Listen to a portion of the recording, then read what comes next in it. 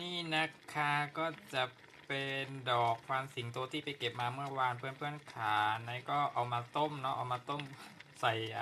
มะนาวไปด้วยนะเลมอนถ้าอยากจะให้น้ำมันเหลืองสวยนะต้องตัดขั้วมันออกนะแต่ในขี้เกียจน้ำก็จะออกมาเขียวๆเลยค่ะเนาะถ้าอยากได้น้ำเหลืองๆนะสวยๆนะเอาไปทำน้ำผึ้งน้ำหวานเนาะก็ต้องตัดขั้วมันออกก่อนแต่ในขี้เกียจไงต้มไปทั้งดอกเลยแล้วก็จะเคี่ยวไว้สักพักเพื่อนๆกันต้องเคี่ยวให้น้ำเขาเรียกอะไรน้ำมันออกหน่อยเนาะแล้วก็ทีนี้ก็เอาไปเคี่ยวกับน้ำตาลเคี่ยวนานก็จะกลายเป็นน้ำผึ้งถ้าเคี่ยวน้อยๆเคี่ยวแป๊บๆก็จะกลายเป็นน้ำเชื่อมเพื่อนๆกันก็แล้วแต่เนาะแต่ว่ามันกลิ่นหอมเพื่อนๆกันนี่นะคะดอกฟันสิงโตจะทำน้ำผึ้งหรือว่าทำน้ำหวานน้ำเชื่อมเนาะก็แล้วแต่ไปเก็บมาเมื่อวานเพื่อนๆกันนายลืมเอามาทำวันนี้เนาะ